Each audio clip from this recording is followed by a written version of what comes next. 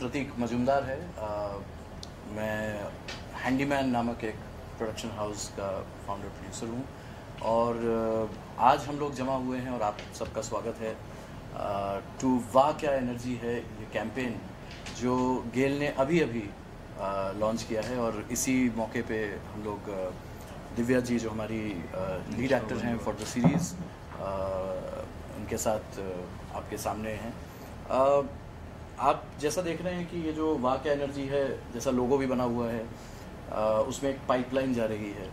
तो जाहिर है एक पाइप के ज़रिए एक पूरे देश को जोड़ा जा रहा है।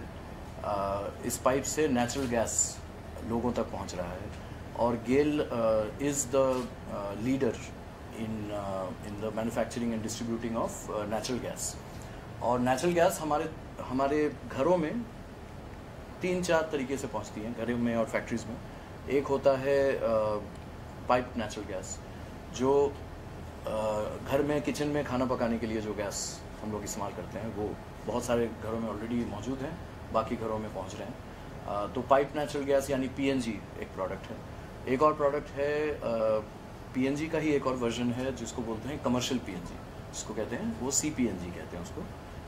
वो भी पाइपलाइन वाली गैस है लेकिन वो शॉप्स और इस्टेब्लिशमेंट्स के लिए, शॉप्स के लिए, हॉस्पिटल्स के लिए, कमर्शियल इस्टेब्लिशमेंट्स के लिए और ज़्यादा से ज़्यादा गैस जिनको ज़रूरत है उनके इस्तेमाल के लिए।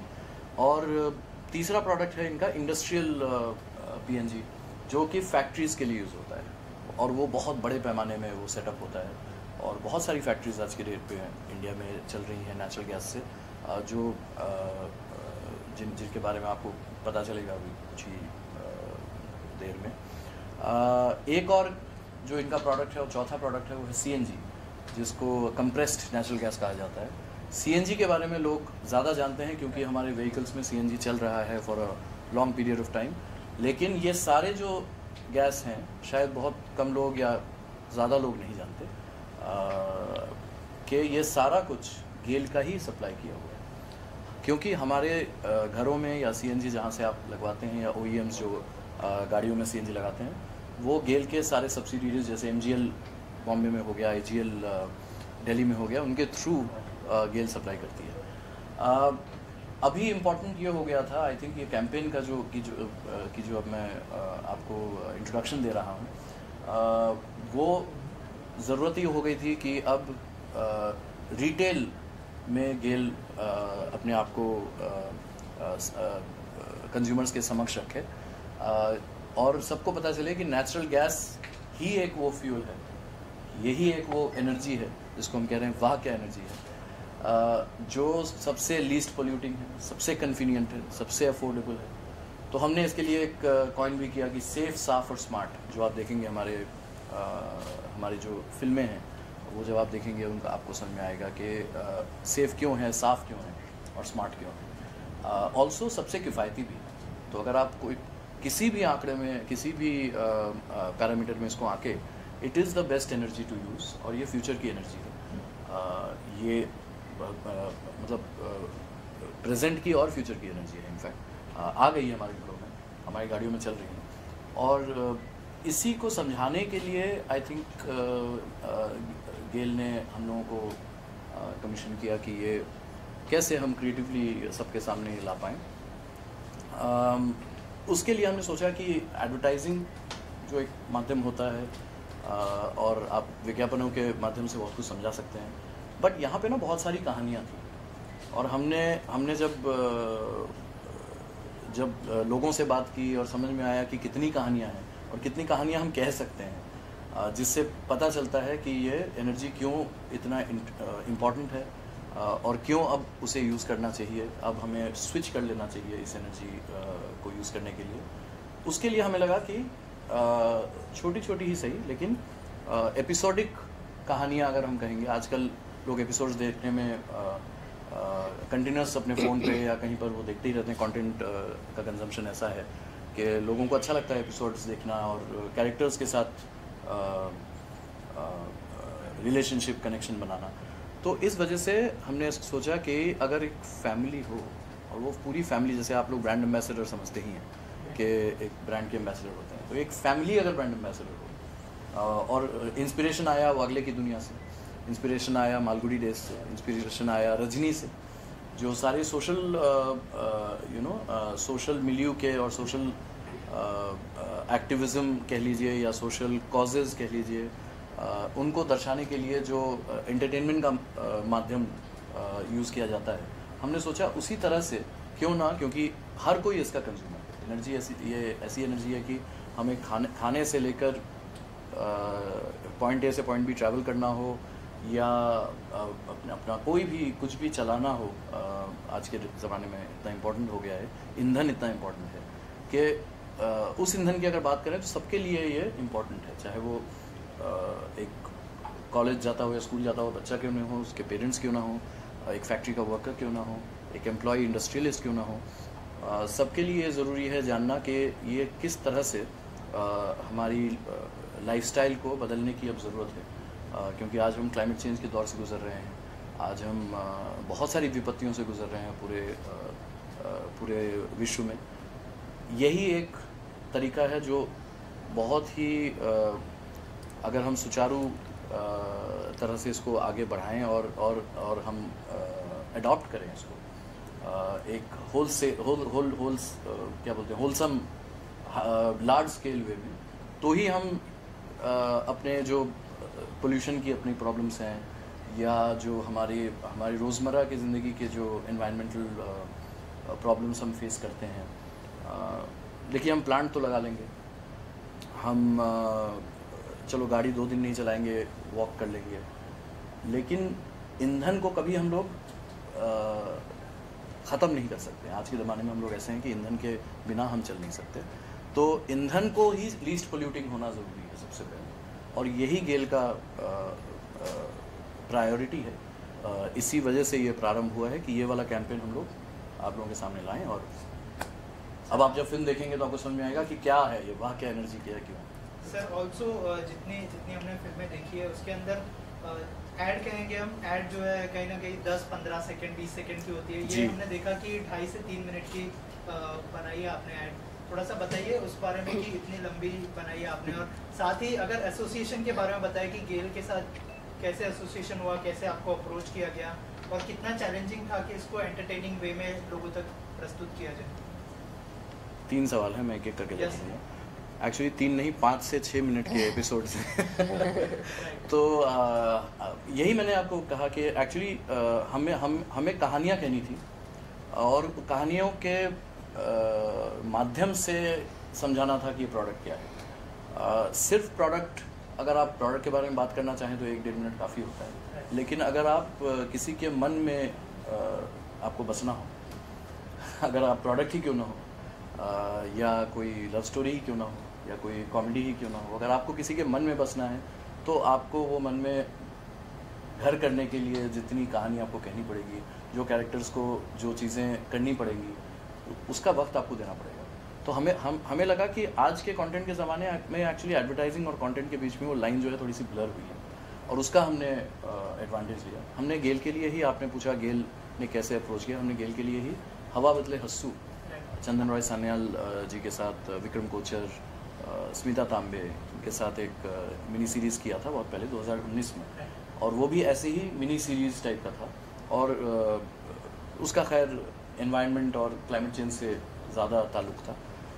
इस बार जब हमें अप्रोच किया गया कि हम कुछ कर सकते हैं क्या, तो हमने कहा कि हम ऐसा ही कुछ करें कि कहानियाँ छोड़ जाएं लोगों के दिल में, तो वो याद करेंगे, वो कैरेक्टर्स याद करेंगे, जो मिसेस मिश्रा हैं उनको याद करेंगे, मिस्टर मिश्रा श्रीकांत जी हैं जिन्होंने बखूबी निभाया है, लव हैं जो वरुण का रोल कर रहे हैं, अहमद खान जी हैं जो दादाजी का रोल कर रहे हैं। तो ये सब कैरेक्टर्स आप जाने माने भी हैं और आपके चहेते भी हैं।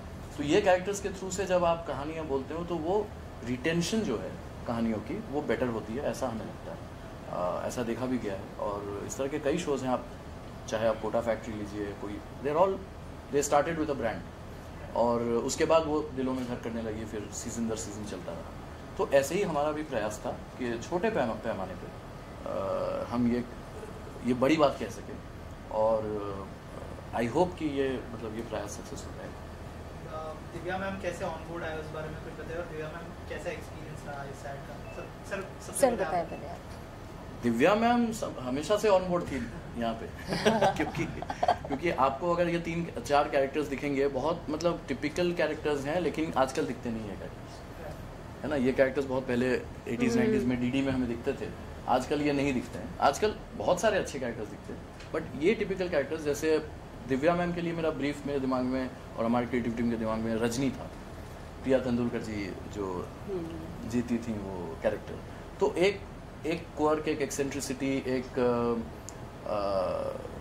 मतलब अब इंडिपेंडेंस, हाउसवाइफ भी हैं, फाइनेंशियली इंडिपेंडेंट होने की भी कोशिश कर रही हैं, घर को भी संभाल रही हैं, बच्चे को भी संभाल रही हैं, थप्पड़ भी मार रही हैं।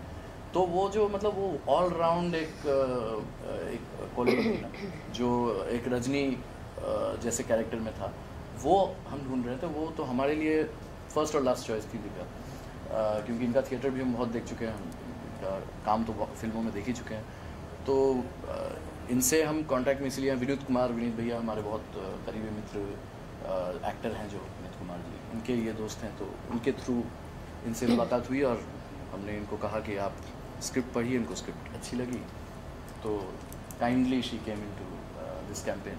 तो हम तो कहेंगे कि ये जो जितनी भी कास्टिंग थी, अगर आप गेल में भी किसी से, गेल की टीम से पूछेंगे, पहली कास्टिंग है और पहली ही अप्रूव हुई थी, और उसके बाद दूसरा कोई ऑप्शन ही नहीं था। श्रीकांत जी as mister Mishra, Divya ji as Mrs Mishra, और लव एज वरुण, ये पूरी, और अहमद जी एज दादाजी, ये पूरी कास्ट एक बार में थ्रू हुई है।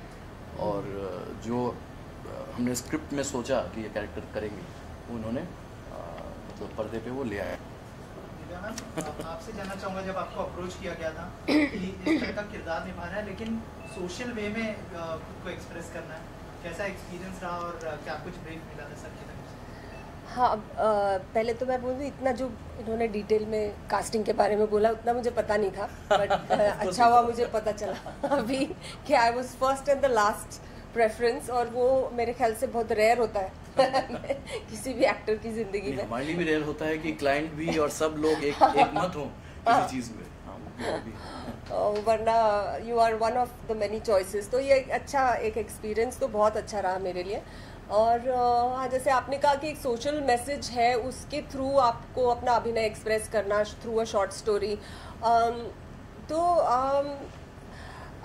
मेरे हिसाब से तो वी ऑल हम इस कमरे में जितने लोग हैं, हम सब लोगों को पोल्यूशन कैसे कम करना है खुद दिमाग में सोचना ज़रूरी है। हम लोग क्या क्या कर सकते हैं अपना कार्बन फुटप्रिंट कम करने के लिए या पोल्यूशन कम करने के लिए, सब इट्स ऑल वेरी इंटरनल। और मेरे हिसाब से मेरे लिए भी एक यही प्रयास था कि जब इन्होंने मुझे कहा, मुझे पता था कि फिल्म किसके बारे में है, और and I was happy to contribute, क्योंकि मैं हमेशा जानना चाहती हूँ कि एसी कितने दिन कितने टाइम ऑन रहना चाहिए, कब बंद करूँ, मैं कहाँ कचरा फेंकूँ, कहाँ क्या करूँ, 10 किलोमीटर तक मैं किस तरह से कंट्रीब्यूट कर सकती हूँ बिना कुछ कहे, किसी से उम्मीद किए मेरा क्या कंट्रीब्यूशन है एनवायरनमेंट की तरफ। तो उसी तरह से मेरे पास एक स्किल सेट है अभिनय, और and I was very happy to contribute to that, क्योंकि अगर ये स्टोरी से इस कहानी से, ये जैसे उन्होंने कहा कि ये ब्रांड एम्बेसडर अगर है, तो इन ब्रांड एम्बेसडर्स की वजह से लोगों के घरों तक एक कुछ मैसेज पहुंच जाए और लोग हमको हमारी वजह से कुछ सोचने लगें, कुछ विचार करें और खुद आप इस बात को कि पोल्यूशन कैसे कम करें, या गेल की तरफ से जो ये इनका जो अटेम्प्ट है कि हम CNG और PNG और दैट कंट्रीब्यूशन मेरे घर में तो है ही, पर सब लोग अगर बदलें इस LPG से they go towards this more eco-friendly source of fuel, it would be a great pleasure for me to know that किसी ने इस पृथ्वी पर अपना बोझ कम करने के लिए कुछ किया और ये कंट्रीब्यूशन होता रहे आगे, तो ये एक अच्छी बात है। तो I was happy to contribute to that. As an actor जब आपने ये सीरीज कर ली, उसके बाद क्या आपको ऐसी कोई चीज़ थी जो आपको पता ना हो PNG CNG के बारे में, अगर कुछ शेयर करें आप, जो आपको बाद में पता चली हो? नहीं, मतलब टेक्निकली मुझे कुछ चीज़ें पता नहीं थी। वो प्रतीक से सुबह मेरी बात हो रही थी तो उन्होंने बहुत सारी चीज़ें क्लैरिफाई करी, जैसे PNG, CNG, इंडस्ट्रियल गैस, वो सारे जो डिफरेंसेस होते हैं और किस तरह से गेल अभी कितने सालों से काम कर रहे हैं अपना नेटवर्क इस्टेब्लिश करने के लिए। और धीरे धीरे अब अगर इन्होंने मुझे बताया कि अगर लोग ये चाहते हैं कि हमारे एरिया में PNG हो तो GAIL will be able to provide the service. अगर आप बदलना चाहें अपना ईंधन तो ये पॉसिबल है करना। तो ये सारी चीज़ें मुझे नहीं पता थी, प्रतीक ने मुझे बताई सुबह, which I am very happy about. तो हाँ, और I have become more aware definitely. मुझे थोड़ा सा, मैं पहले भी कॉन्शियस थी और अभी भी मैं कॉन्शियस हूँ कि जैसे अभी इन्होंने कहा कि हर ईंधन सुबह से लेकर शाम तक हर तरह से हर इंसान की ज़िंदगी में वो उसकी ज़रूरत होती है, तो उसी का सबसे नॉन पोल्यूटेड होना बहुत ज़रूरी है। कि इतने सारे एमिशंस जो हो रहे हैं, प्रदूषण की मात्रा इतनी ज़्यादा बढ़ गई है दिल्ली जैसे शहर में। I mean I don't know from where all it is coming, we know कहाँ से आता है, लेकिन हम लोग कैसे कंट्रीब्यूट करें उसको। हम झंडा लेकर चीज़ें बदल नहीं सकते, लेकिन एक एक इंसान कुछ ना कुछ कर सकता है जिससे ओवरऑल असर दिखाई देने लगेगा। हो सकता है नॉट इन आवर जनरेशन, लेकिन अगली जनरेशन में होगा मेरे ख्याल से। तो उसी तरह से दुनिया बदलती है। तो ये एक छोटा सा कंट्रीब्यूशन है हमारा एज एक्टर्स, इनका भी। और गेल का तो बहुत बड़ा, उनकी उम्मीद हम लोगों से बहुत बड़ी है, उनके पास रिसोर्सेज भी ज़्यादा है। तो I am happy to be part of this, to associate with them for this. Prateek sir, कितना इम्पोर्टेंट है कि ये मैसेज लोगों तक पहुंचे, ताकि जो नेक्स्ट जनरेशन है, जैसे मैं आपने कहा, कि वो अवेयर हो इस चीज़ को लेकर। जी बिल्कुल। नेक्स्ट जनरेशन तो एक्चुअली नेक्स्ट जनरेशन काफ़ी कार्यरत है, एक्सपोज्ड है, अवेयर हैं। हमारे जनरेशन में थोड़ी सी त्रुटि हुई है कहीं शायद, कि हम ये समझ नहीं पाए कि ये कहाँ तक जाएगा। जब ये कहा जा रहा था कि पूरे विश्व का टेम्परेचर जब 1.5 डिग्री सेंटीग्रेड ज़्यादा बढ़ जाएगा तो ये इरिवर्सिबल हो जाएगा। इस क्लाइमेट चेंज के लिए आप पेरिस एग्रीमेंट साइन हुए हैं, पता नहीं क्या क्या हुआ है पेरिस एग्रीमेंट में। हम लोगों ने काफ़ी, इंडिया ने काफ़ी अच्छे कदम उठाए हैं। और तो हम लोग, मतलब एक देश की तरफ से भी हम लोग काफ़ी, हम कह सकते हैं कि ये जनरेशन भी ने संभालने की बहुत कोशिश की है। और इस कोशिश में ईंधन सबसे ऊपर आता है। ये समझना ज़रूरी है लोगों का कि अगर हम अपने ईंधन को कम यूज़ करें, जो ईंधन जिसकी वजह से कार्बन फुटप्रिंट बढ़ता है या कार्बन ज़्यादा एटमॉस्फेयर में निकलता है, उसको जलाना हम कम करें, तो इन एनी केस हम लोग पोल्यूशन को फाइट करने में कंट्रीब्यूट कर रहे हैं। बट अपार्ट फ्रॉम दैट, अगर वो ईंधन ही बहुत ज़्यादा पोल्यूटिंग ना हो, SPM इतनी मात्रा में ना फैला रही हो, कार्बन इतनी मात्रा में ना फैला रही हो, तो उस पर तो मतलब हमें सोचना भी नहीं चाहिए, इमीडिएटली शिफ्ट कर जाना चाहिए। सो ये कैंपेन वही जागरूक करने के लिए रखा गया कि, और वाह क्या एनर्जी है, ये भी कहता है कि ये एनर्जी एनवायरमेंटल कॉन्शियस लोगों के लिए बहुत ही अच्छी चीज़ है। तो आप जब किसी बच्चे को देखते हैं कूदते हुए, या कोई बूढ़ा आदमी मैराथन जो दौड़ रहा होता है, आप कहते हैं ना वाह क्या एनर्जी है। ये कैंपेन यही कह रहा है कि आप प्लीज़ उस एनर्जी को, जो इनोसेंट एक एनर्जी है, उसको सपोर्ट कीजिए, और जो पुराने एनर्जीज़ हैं जो आप अपने घरों में या गाड़ियों में यूज़ कर रहे हो, उससे शिफ्ट कीजिए। सर, आखिर में आपसे जानना चाहूँगा कि सोशल मीडिया बहुत बड़ा प्लेटफॉर्म है। आज के दिनों में लोग, हर कोई सोशल मीडिया पर है, और उसके थ्रू आप लोग भी पहुँचने वाले इस फिल्म को लेकर। क्या मैसेज देना चाहेंगे उनको, आप लोगों से अपील करना चाहूँगा कि कुछ अगर मैसेज देना चाहें आप? मैसेज तो मेरे साथ, मैंने ऑब्वियसली पहले भी कहा कि हम सबको ये सोचना है कि हम लोग किस तरह से अपने एनवायरनमेंट को पोल्यूट कर रहे हैं, और ये इंडिविजुअल कंट्रीब्यूशन हमको खुद सोचना है कि किस तरह से हम जागरूक हो सकते हैं, और कब हमको अपना लाइट ऑफ करनी चाहिए, कब AC बंद करना चाहिए, कब अपना फ्यूल बदलना चाहिए। हमको ये इसकी जानकारी होनी चाहिए। हमारे पास रिसोर्सेज हैं, जैसे गेल ने हमको ये एक सुविधा प्रदान की है, तो इस सुविधा के थ्रू हमको इस सुविधा से जुड़ना ज़रूरी है।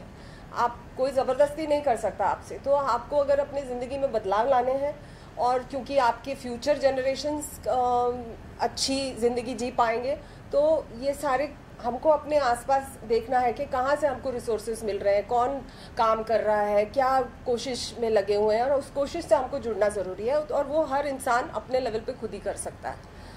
तो I think we should all try and connect with that and clean our energy and clean our environment. Thank you so much. Thank you.